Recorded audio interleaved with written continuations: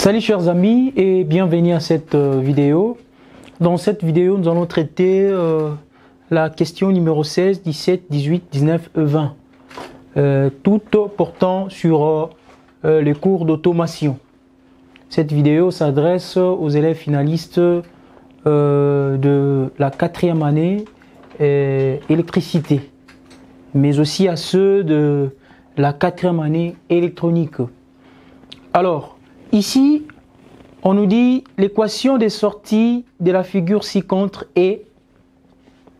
Donc, on nous donne une figure qui se trouve là et on nous demande de calculer ou d'écrire l'équation des sorties de cette figure. Donc, qui représente un logigramme. Alors, comment on va faire ça? C'est simple. Déjà, en observant bien cette figure, on voit il y a les diodes qui sont polarisés en inverse. Les diodes sont polarisés en inverse, c'est-à-dire de la cathode vers l'anode. Et on voit la sortie s'est fait ici. Donc la sortie s'est fait ici. On a une résistance qui est au-dessus. Si on observe bien cette figure, déjà cette partie, nous allons comprendre que, ou nous allons conclure qu'il s'agit d'une fonction logique de base appelée la fonction E. C'est la fonction E. En anglais, AND. Donc il s'agit d'une porte logique E ou AND. Donc, vu que nous avons trois variables à l'entrée, à la sortie ici, nous aurons le produit de ces trois variables. Donc, on aura A multiplié par B multiplié par C. Alors, si on observe bien la sortie, S, cette partie, on va conclure qu'il s'agit ici de la porte non. C'est la porte non, qui est aussi une fonction logique de base. Rappelez-vous, dans les vidéos précédentes, je vous avais parlé de fonctions logiques de base et des fonctions logiques dérivées. Et parmi les fonctions logiques de base, on avait parlé de la fonction oui, la fonction non, la fonction ou et la fonction et. Donc, je vous ai parlé de 4 fonctions logiques de base. Et à partir de ces 4 fonctions logiques de base, découlent les fonctions logiques dérivées. Donc, les fonctions logiques dérivées sont des fonctions qui sont formées en combinant deux différentes fonctions logiques de base. Vous avez par exemple la fonction ou exclusif, la fonction non ou, la fonction non et, la fonction inhibition, la fonction implication. Toutes ces fonctions-là sont des fonctions logiques dérivées. Alors ça, c'est la porte non. Donc on va avoir la négation de ces résultats que nous avons à cette sortie. Donc à la sortie S, nous allons avoir quoi? Nous aurons A multiplié par B multiplié par C, les tout barres. Or, A multiplié par B multiplié par C, rappelez-vous du théorème de De Morgan, qu'est-ce que ça nous donne? Ça nous donne ici A bar plus B bar plus C bar. A bar plus B bar plus C bar. Eh bien, c'est ça le résultat à la sortie S de cette figure. Et ça correspond à quelle assertion? Eh bien, ça correspond à l'assertion 3. C'est l'assertion 3 qui est la bonne assertion. Alors, au numéro 17, on nous donne encore une figure. On nous dit la sortie S de la figure ci-dessous s'écrit. Alors, ici, nous avons X à l'entrée et 1. De l'autre côté, on a 0 et Y. Donc, qu'est-ce que nous allons avoir à la sortie de cette porte logique? Ça, c'est quelle porte? C'est la porte non et. Hein, la porte non et. C'est une fonction logique dérivée. Donc ici, non et. Donc nous avons la multiplication, mais avec la négation. Donc nous allons voir ici x multiplié par 1 les tout bar. X multiplié par 1 les tout bar, d'après le dit postulat des boules, équivaut à quoi? Ça nous donne x bar plus 1 bar. Or, nous savons que 1 bar, ça nous donne 0, d'après toujours les postulats de Georges Boole. Et donc, à la sortie de cette porte logique, nous aurons x bar.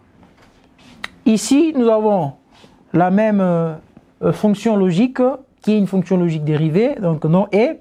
Nous allons avoir 0 multiplié par y les tout bar. Et ça nous donne quoi? Ça nous donne 0 bar plus y bar. 0 bar, ça nous donne 1, n'est-ce pas? Plus y bar. Alors, à ces niveaux, nous entrons dans une porte logique qui est, n'est-ce pas, la même que ces deux portes logiques. C'est toujours la porte ou la fonction logique non et. Donc, nous aurons ici x bar, facteur de 1 plus, n'est-ce pas, y bar, les tout bar. Et qu'est-ce que ça nous donne? Ça nous donne x2 bar. Ici, à la multiplication bar, ça nous donne l'addition. Facteur de quoi? De 1 bar multiplié. Pourquoi? Parce que l'addition bar, ça nous donne la multiplication. Multiplié par quoi? Multiplié par y2 bar. Et donc, nous aurons, d'après les postulats de Boole, x2 bar, ça nous donne x plus 1 bar, ça nous donne 0. N'est-ce pas? 0 multiplié par y2 bar, ça nous donne y. Et donc, ici, à la sortie, nous allons avoir comme résultat, on aura x.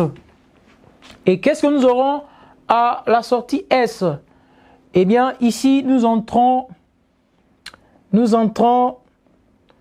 par la porte ou la fonction logique non. Donc, c'est-à-dire, on aura la négation du résultat que nous avons à la sortie de cette porte logique. Et qu'est-ce que nous avons comme résultat à la sortie de cette porte logique? Eh bien, c'est ça, c'est x. À ces niveaux, nous avons x. Et quand nous entrons par la fonction logique not ou non, nous allons avoir comme résultat S est égal à quoi? À x bar. Et donc, c'est ça le résultat à la sortie de cette figure ou de ces logigrammes. Donc, c'est ça le résultat. Ça correspond à quelle assertion? Eh bien, c'est l'assertion 3 qui est la bonne. Alors, au numéro 18, on nous dit pour les logigrammes représentés ci-contre, ça va? L'équation de la sortie S est l'équation de la sortie. Attention, ça, c'est la représentation électronique d'une part, donc de ces côtés ici, c'est la fonction logique E. La représentation électronique de la fonction logique E. Et de ces côtés, c'est la représentation de la fonction logique not ou non. Donc l'ensemble, ça nous donne ces résultats que nous avons à la sortie. Donc une fonction logique présente plusieurs. Pour une fonction logique, on peut avoir plusieurs représentations. Nous avons la représentation électrique, mais aussi nous avons la représentation électronique. La représentation électronique est faite au moyen des diodes et des transistors. Mais la représentation électrique est faite au moyen de interrupteurs ou de boutons poussoirs et d'une lampe. Par exemple, la question numéro 20, cette représentation, c'est une représentation électrique. Alors de l'autre côté, nous allons avoir ici, à l'entrée de cette porte logique, nous avons A. Ici, nous avons quoi? Nous avons B qui est là. Nous entrons par la fonction logique ou la porte logique non et. Donc nous allons avoir ici A multiplié par B les tout bar. Ça nous donne A bar plus B bar. Et ici, il y a le B qui est là, n'est-ce pas? Et le A qui est prolongé de ces côtés. Nous entrons par la porte logique non ou. Ça c'est non ou. Donc ici, nous allons avoir A plus B les tout bar qui nous donne A bar multiplié par B bar. Et ici, nous entrons dans la porte logique OU. C'est OU. Donc, on l'est OR, donc la somme. Donc, nous allons avoir ici A bar plus B bar plus A bar multiplié par B bar. Et à la fin, nous sortons d'abord en entrant par la porte logique E. Donc nous allons avoir ici, ceci se prolonge ici. Et de l'autre côté, nous avons la variable C qui vient ici. Donc à la sortie de cette porte logique E, nous allons avoir comme résultat, nous aurons A bar plus B bar plus A bar fois B bar, n'est-ce pas? Qui va multiplier quoi? Qui va multiplier C. C'est ce que nous allons avoir à la sortie. Et donc, si on développe cette expression, qu'est-ce que nous allons avoir? Donc, ici, nous pouvons mettre en évidence. Donc, développons d'abord ça. Nous allons avoir, on efface de ces côtés, pardon. Nous allons avoir rapidement, qu'est-ce que nous aurons? Nous allons avoir A bar, n'est-ce pas, plus B bar, plus A bar multiplié par B bar, qui multiplie C. Qu'est-ce que ça nous donne? Nous aurons A bar multiplié par C, plus B bar multiplié par C, plus A bar multiplié par B bar multiplié par C. Ça va? Et donc si on multiplie cette expression ici par A par exemple, si on peut mettre par exemple ici, on peut mettre en évidence, s'il faut mettre en évidence, si on regroupe le 2 ici, donc on va avoir A bar fois C plus, ici on met BC en évidence, donc B bar C en évidence, nous allons rester avec quoi? Ici, on va rester avec 1 plus A bar. N'est-ce pas? Nous allons avoir 1 plus B bar. Or, A bar, pardon. 1 plus 1 bar plus A bar, ça nous donne quoi? Ça nous donne 1. Et donc, ici, nous allons avoir A bar multiplié par C plus B bar multiplié par C. Et on peut mettre C en évidence. Nous allons rester avec A bar plus B bar. Ou, s'il faut écrire ça autrement, nous aurons A bar plus B bar multiplié par quoi? Par C. Et ça correspond à quelle assertion? Eh bien, c'est l'assertion 3. A bar plus B bar multiplié par C. Donc, vous devez retenir le 10 postulats des boules pour bien faire, pour bien manipuler ces calculs. Hein? Ces calculs ici que nous appelons la simplification, hein, des expressions logiques qui s'est fait soit par la méthode algébrique, la méthode que nous venons d'utiliser, ou la méthode par calcul, soit par la méthode des Carnot. Donc c'est ça le résultat. Alors au numéro 19, on nous dit l'opération hexadécimale EBA2 moins CF23 donne comme résultat, on nous propose des assertions. Nous allons faire ça rapidement. Qu'est-ce que ça nous donne comme résultat? Nous allons le faire rapidement. Il s'agit de la soustraction en hexadécimal. On a EB A2 moins CF23. Attention, c'est la même logique, c'est la même technique que lorsque nous sommes dans les systèmes de numération décimale par exemple, puisqu'en décimale, lorsqu'on a 100 moins 99, qu'est-ce qu'on fait? On emprunte ici, ça reste à 0, on met 9, on met 10 ici. J'ai expliqué dans les vidéos précédentes la provenance, pourquoi c'est 10 ici, ça vient d'où? Donc depuis qu'on était à l'école primaire, on ne nous a jamais expliqué d'où provenait ou d'où provient le 10 ici. Eh bien, nous sommes dans les systèmes d'énumération décimale. Donc un système pondéré de base 10. La base de ces systèmes, c'est 10. Et d'où viennent les 10? Les 10, au fait, c'est les nombres de symboles, des signes que nous avons dans ces systèmes d'énumération. Donc les systèmes d'énumération décimale contiennent 10 symboles. Donc ça va des 0 jusqu'à 9. Et les 10 symboles forment la base de ces systèmes. Et à chaque fois qu'on se retrouve devant une difficulté, on fait recours à cette base pour résoudre le problème. Donc les 10 ici, c'est la base du système. C'est la même technique que nous allons utiliser lorsque nous sommes dans les systèmes d'énumération hexadécimale, où la base c'est 16. Allons-y, qu'est-ce que nous allons avoir? Nous aurons 2 moins 3, c'est impossible en hexadécimal. Donc, on emprunte ici. Ici c'est A. Je ne cesse de le rappeler, les systèmes hexadécimaux, c'est un système dit alphanumérique, donc un système qui utilise à la fois les nombres et les lettres. Donc les A, ça vaut 10, B, c'est 11, C, c'est 12, D, c'est 13, E, c'est 14, et F, c'est 15. Donc nous aurons ici, lorsqu'on emprunte, A, c'est 10, on reste avec quoi? 9. Et ici, on va mettre quoi? On ne met pas 10. La base du système, c'est 16, on va mettre 16. 16 plus 2, ça nous donne 18, n'est-ce pas? Les 18 moins 3, ça nous donne quoi? 18 moins 3, ça nous donne 15, n'est-ce pas?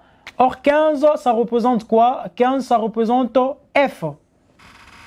15, ça représente F dans les systèmes d'énumération hexadécimale. Donc on va écrire ici F. 9 moins 2. Or 2 c'est 13. 9 moins 2 c'est impossible. On emprunte dans B. Lorsqu'on fait recours ici, or B étant égal à 11, lorsqu'on emprunte, le B deviendra le A. Et ici, nous allons ajouter quoi? Nous allons ajouter la base 16.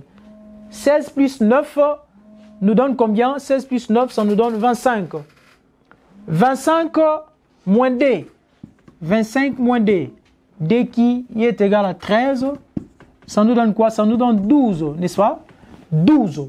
Or 12 représente la lettre C. Donc ici, nous allons avoir C. A moins F. A étant égal à 10, ne peut pas soustraire F. On ne peut pas enlever 15 dans A. Donc c'est impossible.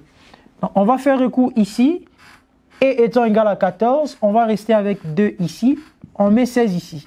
16 plus A qui vaut 10, ça nous donne combien? 26. 26 moins F.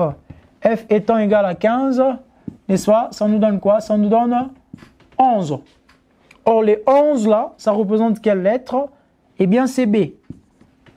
Et à la fin, ici, nous avons 2 moins C. 2 étant égal à 13. 13 moins 12, ça nous donne quoi? Ça nous donne 1. Voilà, chers amis, le résultat que nous obtenons de cette opération. Donc, EBA2 moins CFD3 en hexadécimal correspond à 1BCF. Donc, c'est ça le résultat de cette opération. Eh bien, c'est quelle assertion? 1BCF, c'est l'assertion I. C'est ça la bonne réponse. Alors, nous allons finir par le numéro 20. On nous dit l'expression simplifiée du circuit ci-dessous est, nous avons un circuit électrique. Nous allons écrire l'expression simplifiée de ces circuits. Alors, on va faire ça rapidement. Nous allons faire ça rapidement.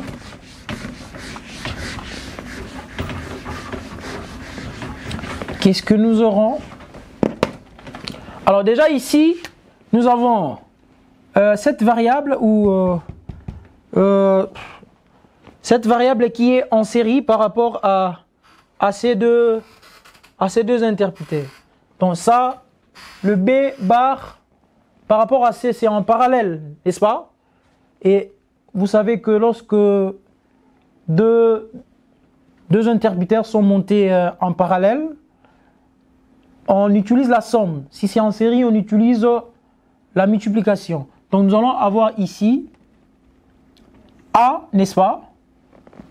A facteur qui multiplie. Pourquoi? Parce que c'est en série. Facteur de B bar plus C. Pourquoi B bar plus C? Simplement parce que B bar est en parallèle par rapport à C. Et ici, on voit que lorsque c'est bar, c'est appuyé. Le circuit est fermé. Et donc ici, c'est encore en série. Ça va multiplier. Attention, ces deux interrupteurs qui sont en série. Donc multiplié par A bar, multiplié par B. Ça va? Ça, c'est en série. Mais par rapport à ça, c'est en parallèle plus C. Donc c'est ça le résultat que nous avons à la sortie. Les résultats pour L. Et donc, qu'est-ce que nous allons avoir? Nous allons développer ces expressions. Nous allons avoir ici, on multiplie. Nous allons avoir AB bar plus AC. Qui multiplie quoi? Qui multiplie A bar fois B plus C. Alors ici, nous allons avoir AB bar qui multiplie A bar. Donc, ordonnons ça. Nous aurons A multiplié par A bar fois B bar plus A B bar multiplié par C plus ici nous allons avoir A fois A bar BC, n'est-ce pas? Plus A fois C fois C. Donc on a fait ça fois ça fois ça, l'autre fois l'autre, l'autre fois l'autre. Donc c'est ça. Alors qu'est-ce que nous allons avoir? Nous savons déjà, d'après les postulats de Georges Boole, lorsqu'on a A fois A bar, ça nous donne 0. Donc ceci nous donne déjà 0. Et 0 étant l'élément absorbant de la multiplication, ceci tombe. Donc nous restons ici avec A, B bar, C. Plus ici aussi, 0 étant l'élément absorbant de la multiplication, ceci aussi tombe. Plus A, C, C. On sait que lorsqu'une variable se répète deux fois, on l'écrit une seule fois. Donc ici, nous allons avoir AC. Et donc ici, on peut mettre AC en évidence. Nous allons rester avec quoi? Nous allons rester ici avec B bar plus 1. Et lorsqu'on on change un peu de place, hein, on permite le B bar et le 1, nous allons avoir AC facteur de 1 plus B bar. Or, nous savons que 1 plus B bar, ça nous donne 1. Et donc, nous allons avoir comme résultat AC. AC. Ça correspond à quelle assertion? Eh bien, c'est l'assertion 3, qui est la bonne assertion. Voilà, chers amis, c'est par cet exercice que nous bouclons cette vidéo. Nous allons poursuivre cette série d'exercices à la prochaine vidéo. Mais pour l'instant, je vous dis au revoir et on se voit à très bientôt.